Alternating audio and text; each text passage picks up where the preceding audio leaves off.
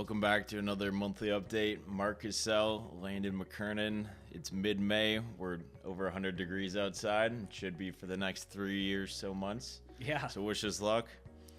We're going to go over some of our new listings. We've been pretty active out there in the market. We just brought two different deals out to the market. The first one's at 1844 to 1846 East 3rd Street. It's two industrial condos right off 3rd Street in McClintock in Tempe, right near ASU. Those ones are currently leased on a month-to-month basis with an auto user. It's a great owner-user opportunity because that lease can be terminated. And the buildings are about 3,500 square feet, feature 4 grade level doors that are 16 by 12, which is really nice.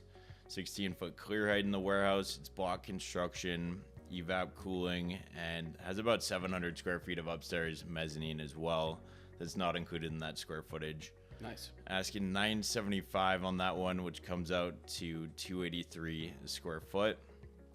The next listing we're bringing out is Avenida del Yaqui over in Guadalupe. It's half an acre of fenced yard for lease. Has 2 containers on it right now, and it's C2 zoning. Quite a bit you can do over there, and we're asking $3,000 a month full service. Yeah, pretty good yard space as well. Central, great for towing companies. Obviously, it's a little bit more restricted with that C2 zoning, but great spot nevertheless. Next thing we did want to cover is some common objections that we actually deal with on a pretty regular basis. So first one is the interest rate climate. This is something that's getting brought up obviously a lot with the Fed kind of holding where they're at. So more groups were expecting rates to drop later this year. Our understanding, as well as more groups as time goes on, is that it's going to be staying where it's at for quite some time, unless there's something drastic that's going to be changing the environment. The next one is someone in my family, a relative, a friend, has a real estate license. They typically want to participate in the deal or offer some advice. Usually it's someone who might be, let's call it a part-time residential agent, and they don't necessarily know the nuances of the complexities of a commercial real estate transaction. Obviously, it's 2 completely different industries. I think I've been saying for a while now that there needs to be 2 separate licenses for commercial and residential, but There really should be. yeah, I'll be lobbying soon, so don't worry. Yeah. And a lot of people do want to help out people that they know, which is understandable. But Yeah. if you're a seller, if you're a landlord, just make sure you're picking someone who's qualified for the job. Yeah. Somebody that's specialized in that area. And if they have connections with nearby businesses or nearby owners, that's only going to help you. Exactly. You've got to know the market in and out, as opposed to someone who's doing it maybe more casually. Exactly. Next one is if you're a seller, they don't necessarily want to pay capital gains tax. There's a few options that are really common. The most common is the 1031 exchange. I'm not going to get into the exact nuances of that, but obviously if you sell a property and then identify another one, you can defer those capital gains as well, which is really nice. The second one that's been increasingly popular over the last couple of years, especially with interest rates climbing, is seller financing. I know we've talked about that a lot, but if you are the seller, you can become the bank on the property and limit your liability and spread it out over a few years as opposed to one large sale transaction, which is really nice. And then the third one is a Delaware statutory trust, similar to a 1031 exchange, where you can exchange into a fund of, let's call it 100 or even a couple thousand properties. It could be a portfolio of retail buildings, industrial properties, or just mixed asset classes as well. Essentially, you're taking a more passive approach and a back seat being a partner in this. And if you're looking to essentially get mailbox money, this is a really good option. Yeah, another objection we get quite a bit is I'm getting 5% on my money in a money market account. Why would I go buy that deal? And obviously, buying real estate has its own advantages. A couple of them being appreciation. The building's going to appreciate over time, especially if you hold it for long enough. There's tax benefits with depreciation, and you're also getting those annual escalations in the rent. So you're only going to be earning more income over time. And the other thing to consider is the federal funds rate probably isn't going to be this high forever. I know they're talking about reducing the rate at some point in the future here, which is probably going to mean you're going to get less interest on that money. And so you want to start thinking more about the long-term plan, especially considering that there's according to an article by Investment Company Institute, as of February, there was over $6 trillion in a money market accounts. Wow. And so as that money starts to make its way into other assets like real estate and stocks, chances are it's probably going to inflate those values. Yeah. Interesting. Another thing that, we're seeing commonly, and obviously at this point in the market, is still a price gap between buyers and sellers. And this is obviously very common as, we're dealing with a lot of the properties that we're negotiating on. I think we're starting to see buyers understand that, these buildings aren't completely distressed as of yet. Obviously, it's case by case with different asset classes, but for the most part, what we're dealing with, 50,000 square feet and below, hasn't really been affected too much. Granted, investment activity here in Phoenix is down 60-70%, and a lot of the high price per square foot transactions that we're still seeing are more owner-user sales. So exactly, and there's still not a lot of inventory on the market either, which means people have been waiting to find that right building to buy and move to if you're a user. Exactly. This next one's super common. I'll let you go over it, and we've had this come up on, I don't know, the last couple of pitch meetings over the last couple of months, but yeah, we're getting asked a lot about this new NAR lawsuit and what does it mean for commercial real estate? What does it mean for you guys as brokers? And we did some digging, and really what it comes down to is it affects more the residential market, especially if you're a part of the National Association of Realtors. It's not quite affecting the commercial real estate industry as much at this point in time. But basically, let's talk about the facts. It requires the National Association of Realtors to pay $418 million over the next 4 years. ouch. It resolves some claims against NAR and those brokerages that were included, whose transaction volume was over $2 billion since 2022.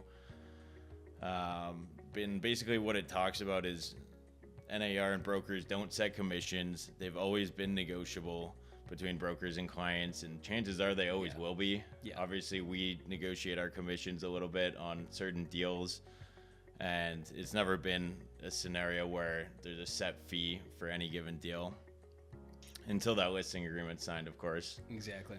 And the lawsuit preserves a cooperative broker, a buyer broker commission. NAR actually agreed to create a new MLS rule prohibiting offers of compensation on the MLS. So you can't advertise the buyer broker commission publicly. It's something where it's going to have to be a conversation between the two agents or the buyer. And there's also a rule where you have to enter into a written agreement with buyers before tours so that they know what services you're providing and for how much, if they're going to be paying the commission, of course. Gotcha. And this is all has to do with the residential market currently. We'll see how it plays into our industry, but I know that there's a lot of questions around it, and people are curious how it's going to affect commercial. Yeah, super interesting, and then it's going to be interesting to see how it unfolds into commercial real estate too. And obviously transparency is the biggest thing, and I think, bring that up and being forthright is going to be the most important thing. Exactly, and there's obviously certain repercussions that you have to think about if you're not offering a buyer broker commission. And incentivizing that broker out there to bring their client to your deal. Exactly. What's going on with sales volume activity? So sales volume, things are definitely still moving out there.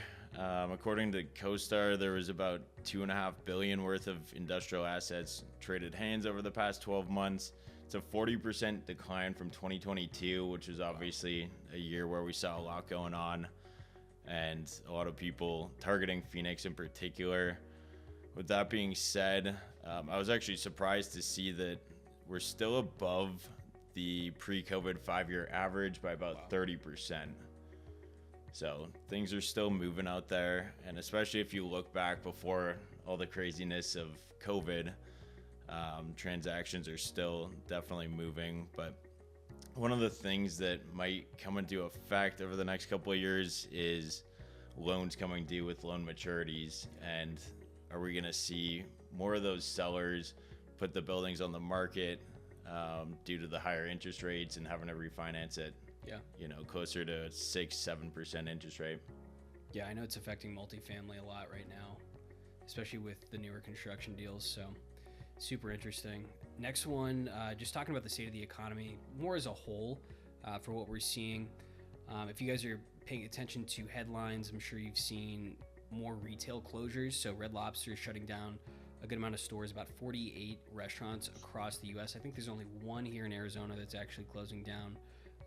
And then some are actually dealing with temporary closures as well. So about 99 locations are potentially going to be closed from that initial 48. So it's about 15% of its 700 locations nationwide. Obviously, they're dealing with a high debt load, not necessarily the best lease terms, and then just dealing with some restructuring as well. In other news, Walmart has actually been doing very well. So high-income earners are looking for cheaper prices, which is great for Walmart. And they actually reported first quarter sales and earnings that surpassed expectations, which is great. So same store sales increased by 3.8%, up to about $161 billion. So their net income reached about $5.1 billion, up $1.7 billion from the year prior. So even though consumer spending was relatively flat, they still saw some pretty good gains, which is nice. Yeah, obviously there's a lot of other factors out there too, but one thing it could mean is people are starting to be more cautious about how much they're spending and where. Yeah. So we'll see how it plays out. Yeah, definitely. Next one that is probably the most prominent retail closure is 99 Cent Store liquidating. So they filed Chapter 11 and they're going to close all 371 stores, primarily in California. They're saying that it's citing economic challenges, high inflation, and theft. So very common topic amongst California retailers dealing with that as well. So they're going to close about 125 stores by the end of the month, and then the remaining 246 as well. They might want to look at changing their name too, because you can't buy anything for 99 cents these days. Might have to be the $10 store. Exactly.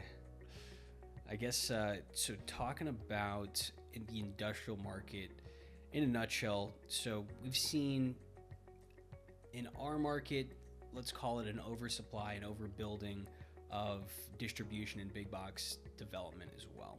So the Phoenix commercial real estate investment volume actually decreased 75% in the first quarter of this year compared to the peak of 2021. So obviously interest rates are taking into effect as well. That's also trickling into the multifamily sector where you do have some more floating rate debt in place. And obviously, locking in a rate at 3% and now, refining at 6 or 7 is going to be a very different story. Right. And one of the factors out there too is with all these millions of square feet of product coming to the market, we're probably going to start to see a leveling out, if not even a potential decline in average lease rates too, which if you're a seller and selling a property with the lease coming due, investors aren't going to be able to underwrite as high of a lease rate and thus bringing down the sale price potentially. Exactly. For the most part, industrial real estate has done really well. It's very resilient. About 31% of the sales volume this year in Phoenix was accounted for industrial. So still pretty healthy compared to what we've seen in prior years. Retail and office actually reached about 338 million, so a 59% decline from 2021. So office sector saw 250 million in trades, a 70% drop from 2021. And then medical office buildings are still performing actually relatively well too. It's nice to see, because I know every time we take out a listing, it seems like, especially if it's an owner-user deal, the price per square foot's only pushing higher and higher with every deal. Yeah. So, and partly that's because we're focusing on a little bit smaller product below that 50,000 square feet in general. Exactly. Another thing to note is that construction has really started to fallen off. I guess 14 months ago, from the first quarter of 2023, industrial construction had already dropped from 40% of peak values, which is super interesting. And then it fell another 60% in the prior 12 months as well. So Obviously, quarterly new construction completions will continue to fall. Obviously, construction costs are at play, as well as interest rate hikes as well. So it's probably going to be a little bit slower for a while, as we can imagine, and see, I guess, the tide go out. If you look at that chart from CoStar showing 2024 new construction starts, it looks like we're pretty low on new construction for this year, which means closer to 2025, 2026, we're going to see not as much product hitting the market, and we still have a pretty good trend of companies moving here from California, and with our attractive business economy, with our jobs market being only 8 hours from Southern California and 35 million people, the demand is still there, which means that the long-term projection is still fairly solid. I agree. Awesome. Shall we go into some trades? Let's do it. All right, so first one was out in Mesa, 3033 North Norfolk. Our team did that deal. It was about 7,800 square feet, an industrial flex warehouse. About 60% of it was office, 40% warehouse. It was 12 to 14 foot clear height. Block construction, has a small secured yard and 2 detached warehouses and 4 drive-ins. Next one was... That one was also off market, by the way. It was a short-term sale leaseback too. So we worked out one off market, ended up working it with Menlo Group, and they helped us with the buyer. That actually timing worked out perfectly with them, and I think they were leasing another property just down the way.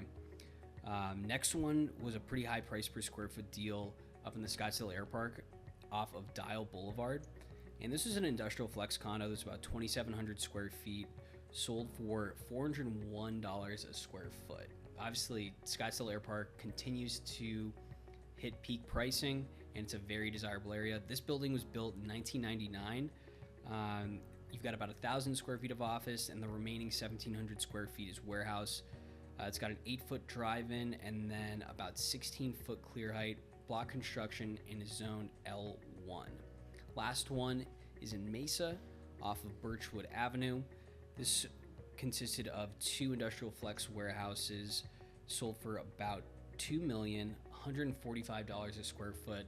I think it's a steal of a deal for that buyer. They got a great price on that transaction. It has 14-foot clear height, block construction, secured yard, 800 amps of power.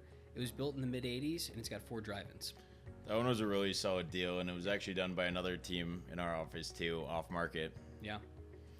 So Are we the off-market specialists, I guess? I guess you could say that. Yeah, there you go.